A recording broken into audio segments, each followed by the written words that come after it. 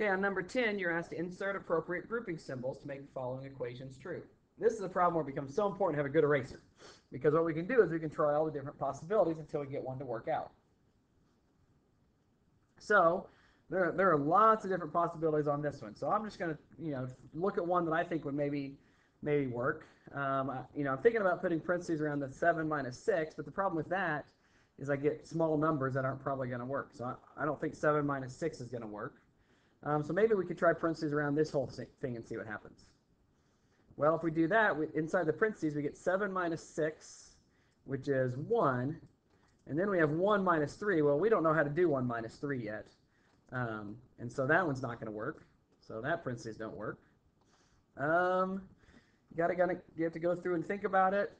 We need 4 times 7 is 28. So if we could subtract 12 from that, that would get us 16. Well, if you notice, we got a 4 here. So if these two would equal 3, which they do, that should be correct, right? 4 times 7 is 28. Minus 6 times 3 is 3 times 4. 3 times 4 is 12. That does equal 16. So 28 minus 12 does equal 16. So that is the correct grouping. Again, it's just really a trial and error problem. Okay, on this one, again, you got lots of different places you could put these. So maybe I'm just going to start by trying to see what happens if I do this.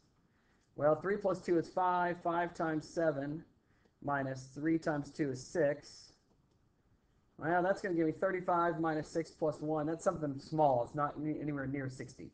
I need something bigger than that. So I need to be thinking about something bigger than that. So now maybe I could try, if I put parentheses around this maybe, and then maybe around this one.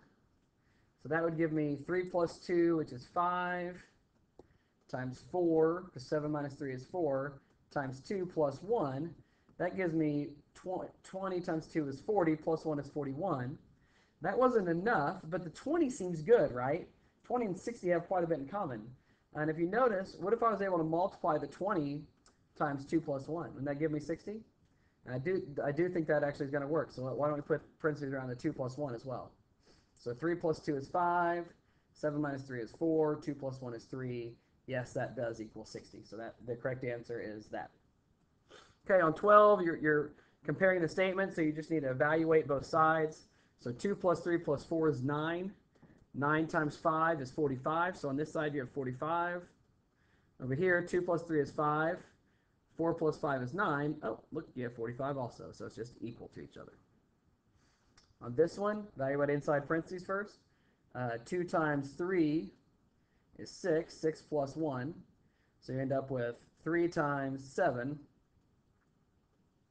So that's going to give you 21. 21 plus 5 is 26. So on that side, you have 26.